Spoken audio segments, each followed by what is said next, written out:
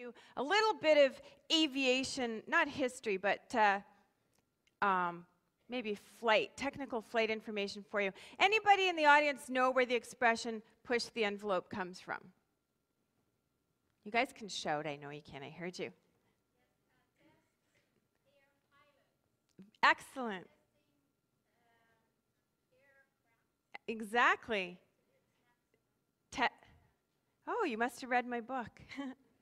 Very good. You know what? I got to tell you, it takes talking to an audience full of women for somebody to know that, because I have talked all over the place and nobody ever knows the answer to that. Pushing the envelope, an aviation or Air Force expression, and I have to share with all of you that all good business expressions do not come from golf. No, they come from the Air Force.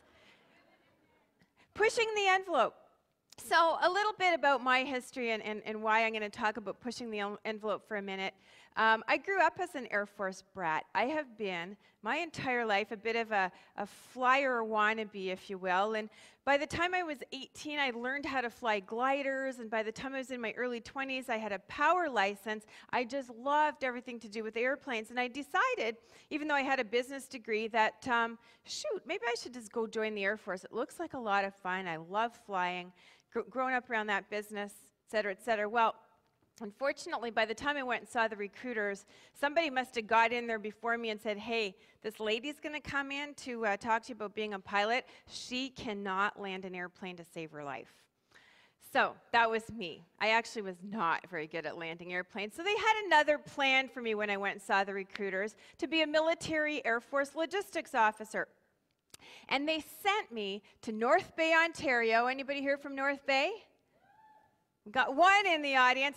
Let me tell you, North Bay is a whole lot better than Goose Bay, where they also sent me as well. But they sent me to North Bay, Ontario, to work at Fighter Group Command Headquarters. 21 years old, and I was going to be working on an Air Force base that was full of those things. Fighter jets from around the world would come flying in. Very, very neat job for a 21-year-old girl, let me tell you. And I was going to get to know this special breed of professional called the test pilot, which is what Chuck Yeager was.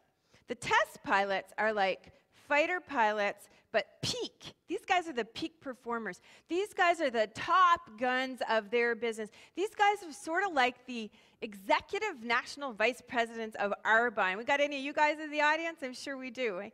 So we got these top test pilots who are peaking in their business, and they have, I got to be honest, a pretty dangerous job, as this lady was telling us earlier. Because what these guys have to do for a living is take airplanes that have not yet really been flown or tested. The engineers have drawn them, they've been built, and then somebody's got to climb into these things, take them up, fly them faster than the speed of sound, spin them, loop them, pull G-force, and basically hope that the wings don't fall off.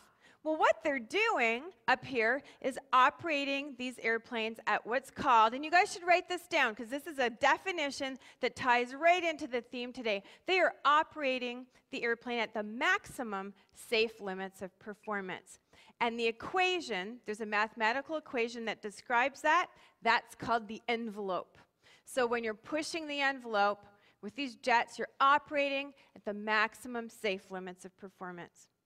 So what do you think about these professionals who every day, day in and day out, go up there and they're operating an airplane at maximum safe limits of performance? What happens when you do that?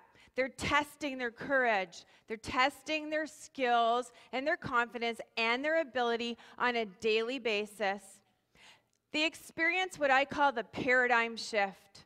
They are operating at such a peak place that they change. They look back and they're not the same person they were before because they are continually growing. That's where you have what I call rapid growth, when you're really, really pushing yourself.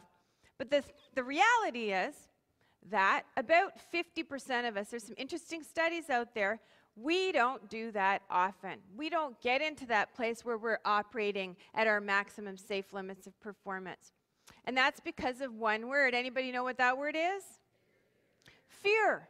Fear for many different reasons. Fear of rejection or humiliation, or fear of lack of family support, fear that you might run out of money, whatever it is, most of us, over 50% of us, don't go after our dreams, don't operate at our maximum safe limits of performance because of fear.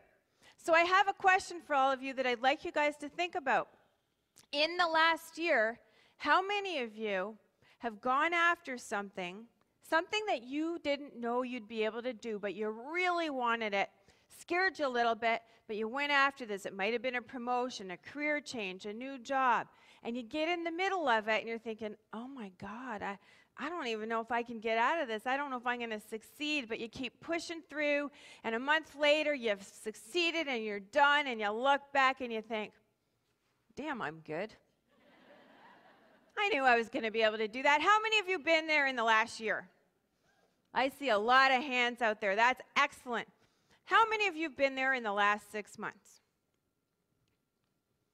How many of you have been there in the last month? I want to cheer for everybody in the audience who's been there, because when you're operating in that place, you're operating in your maximum safe limits of performance, that's when you experience the paradigm shift. That's where you have the rapid growth. And if we look at these test pilots, these guys are doing it a whole lot. But the reality is, to be there and to get into that situation, it takes guts. It takes commitment. I remember walking into one of the officers' mess one Friday night, place that we go and have a lot of fun on Fridays and catch up on the stressful week. And I saw one of my buddies hanging over the bar, one of these test pilots, and his name was Sparky. And I went over to him, and they have funny names in the Air Force. They'll have call signs. Sparky. And I said, Sparky, what's going on? You don't look very good. You're sort of hanging over the bar, and you got a whole bunch of beer lined up in front of you. He said, oh, Ange, he said, I got to tell you that I had the worst flight of my entire life today. I said, really, what happened? He said, I took this jet up, this brand new jet, and I'm flying it, routine flight, and it starts shaking, and it starts buffeting, and I call the tower, and we're talking about ejecting, and I don't know, it was totally out of control, and somehow at the last minute I got it back into control. I landed it, and anyways, here I am, drinking a lot of beer. And I said, holy cow, you know, the most difficult thing I had to do today was deal with a paper cut. I got paper cut from my inbox, and you got to deal with stuff like that. Now, how do you get back in that jet tomorrow? After you've dealt with that sort of thing, what makes you go back there after almost failing on your mission today? He said, you know what, Angie? He said, you want to soar with the eagles. You want to do the neat things and go after the good stuff. We have this expression in the Air Force. You speak any Latin? Illegitimi non carborundum. You're going to have challenges. You're going to have hurdles and obstacles, and you got to remember, you can't let the bastards grind you down. That's what illegitimi non carborundum means. So tip number one, you want to have explosive, rapid growth. You want to build your business. You want to grow your business. You've got to get good at operating at your maximum safe limits of performance, pushing the envelope. And I want you to grab your pens, and I want you to finish this sentence for me.